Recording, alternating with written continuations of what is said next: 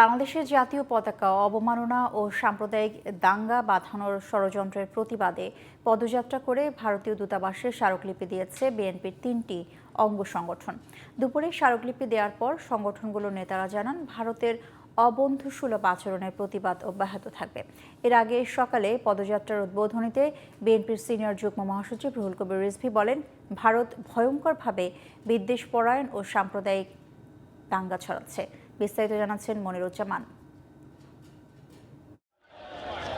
হাজারো নেতাকর্মী নিয়ে কয়েক কিলোমিটার দীর্ঘ প্রতিবাদী এ পদযাত্রা। সবার লক্ষ্য ঢাকার গুলশানে ভারতীয় দূতাবাস। বাংলাদেশের জাতীয় পতাকা অবমাননা ও সাম্প্রদায়িক দাঙ্গা বাঁধানোর ষড়যন্ত্রের প্রতিবাদে বিএনপির ৩টি সহযোগী সংগঠন থেকে নেওয়া হয় এই কর্মসূচি। সকাল 10টার কিছু পর থেকে খণ্ড খণ্ড মিছিল নিয়ে রাজধানীর নয়াপল্টনে বিএনপির কেন্দ্রীয় কার্যালয়ে জড়ো হতে থাকেন যুবদল, স্বেচ্ছাসেবক ও ছাত্রদলের নেতাকর্মীরা। তাদের সবার প্রতিবাদের ভাষা একই, ভারতকে বন্ধু রাষ্ট্র হিসেবে পাশে চান তারা, তবে দেশটির কর্তৃত্ব মেনে নেবেন না। সেই বার্তাই দিতে চাই, বাংলাদেশের স্বাধীনতা সার্বভৌমত্বের প্রশ্নে কোনো আপোষ নেই। আমাদের সাথে সবসময় ভারত একটি বৈষম্যমূলক আচরণ করে।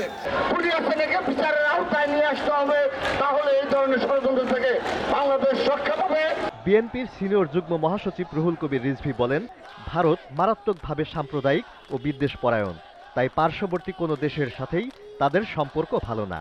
ঘৃণা ছাড়া, অন্যের প্রতি অসূয়া ছাড়া, ভিন্ন ধর্মের প্রতি তারা প্রতিহিংসা দেখানো ছাড়া ওদের আর রাজনীতি নেই। ওদের রাজনীতি শেষ হয়ে গেছে, তাই এখন পেয়েছে শেখ হাসিনাকে। বেলা 11:30টার দিকে নয়াপল্টন থেকে নেতাকর্মীদের স্রোত শুরু হয় গুলশানের দিকে।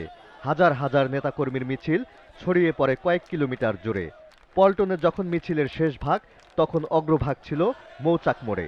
এভাবেই দুপুর 1টার কিছু আগে রামপুরা ব্রিজ পর্যন্ত পৌঁছায় মিছিলটি। পুলিশের অনুরোধে সেখানে থেমে যায় পদযাত্রা। অনাকাঙ্ক্ষিত ঘটনা এড়াতে ভারতীয় দূতাবাসে স্মারকলিপি নিয়ে যান 3 সংগঠনের 6 নেতা। 1টার কিছু পর ভারতীয় দূতাবাসে স্মারকলিপি জমা দেন তারা। এরপর গণমাধ্যম কর্মীদের জানান, ভারতকে বন্ধু রাষ্ট্র হিসেবে মানতে চান তারা, তবে দেশটির অবন্ধুসুলভ আচরণ পরিবর্তনের বার্তাই দেয়া হয়েছে স্মারকলিপিতে। বাংলাদেশের মানুষের প্রতিবাদটি আমরা এই আজকের এই পদযাত্রা এবং স্মারকলিপির মাধ্যমে ভারতীয় সরকারকে আমরা জানাতে সচেষ্ট হয়েছি।